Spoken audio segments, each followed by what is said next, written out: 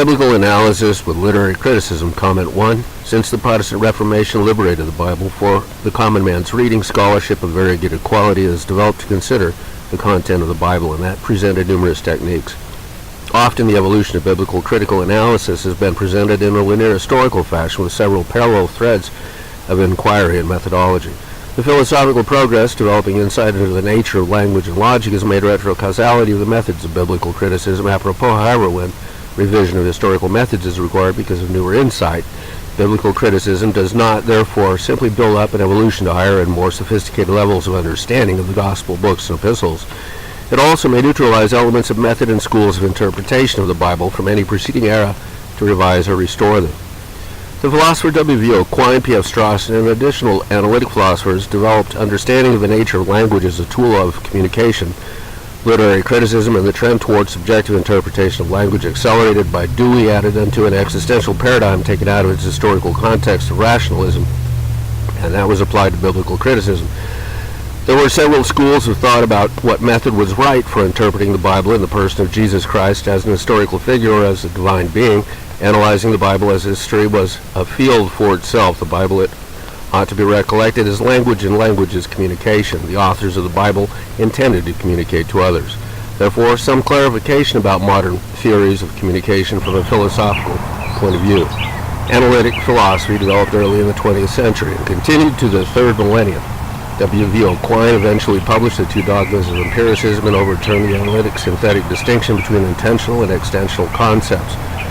To make a long story short, Quine demonstrated that language is holistic and a phenomenon of communication. It isn't possible to draw a sharp line between words that refer to material objects that scientists might refer on subjective psychological concepts.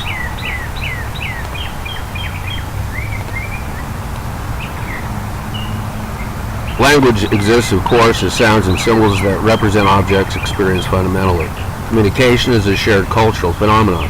Words and lexicons compile in ontologies of meaning understood generally by the users within a given language universal ontology. The Bible is a compilation of communication that a reader may interpret for himself, extracting whatever message he does from it. That message is not entirely subjective, though, since language is never entirely subjective, or everyone would have language of their own, comprehensible only for themselves. There is persistence of memory within language, enabling individuals to understand what select words, sometimes even the preponderance of words, mean in texts thousands of years old. Language is inexact and flexible to a certain extent in order to accommodate numerous meanings. It is the build-up or construction of more complex structures that brings more specific meaning to communications through particular words that can in themselves be acute. A red apple presents a crisp image, for instance, while an ark requires more elaboration of size. Noah's Ark brought Noah, his family, and the fauna of Mesopotamia through a great flood, evidently according to the interpretation of the meaning of the literal terms, while the Ark of the Covenant brought Moses and the Jewish community fleeing from Pharaoh and the warriors of that evil empire through the desert to the Promised Land. An ark's exact appearance is not quite as plain an image to form in the mind of the readers. In either case is that of a red apple. There are numerous ways to interpret the communication that is the Bible, and there is objective content in it in accord with the nature of linguistic ontology of shared understanding. Kripke, in Naming and Necessity, offered the opinion that words have a Neoplatonic character with meanings that persist for themselves, while others held language to the nominal and representational with no realm of form, style, Platonic element whatsoever. Cultural continuity of communication does create the appearance of a functional Neoplatonic realism for words. Articles such as the Great Vowel Shift in the development of the English language, the evolution of language, for instance, the appearance of the word church from Circe, and the migration from Germany to England, that was a phonetic pronunciation, offer evidence of the flexibility and adaptability of language to meaning and understanding of communication. Biblical criticism, running on toward the posture of excessive critical analysis, sometimes may lose sight of the practical communication meaning of the gospel and the epistles with overly erudite analysis. The assembly of historical New Testament of the Bible and its order of appearance of instruction is known well enough to recognize it as largely complete by the end of the first century. Several fields of scholarship have arisen to interpret theologically the New Testament as history and in other ways with various presumptions about what it is and how it occurs.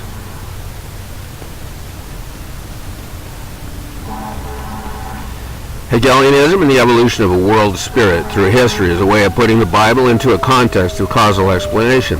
For those just learning something about the history of theology, I should mention that there are differences between Bible-based theology, systematic and scholastic theology, such as Thomas Aquinas practiced, and dogmatic theology, as perhaps Barth and Tillich put to paper. Theology that is not proximately arising from the Bible itself is not biblical theology. St. Anselm's ontological argument is greatly entertaining, yet it isn't biblical theology. What then is an example of Bible theology? The doctrine of the Trinity is an example of Bible theology. One can find statements of support for various positions on the question if God, Jesus Christ, and the Holy Spirit are one person with three rules, or three persons with one substance, or in sundry configurations sufficient to invent monophysitism and other possible heretical doctrines.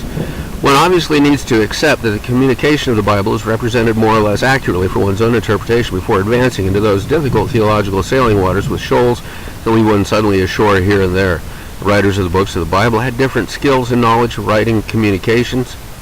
Obviously, the advantage of providing four gospel accounts with different techniques for composition allows a parallax device for learning more about the writers themselves and what they intended to communicate. The words of the Lord and Christological inferences given in the Gospels have different meaning, too, according to the reader's belief, criteria, and interpretive assumptions. I ought to mention that, like the question of the nature of past, present, and future, are they one time or three different times?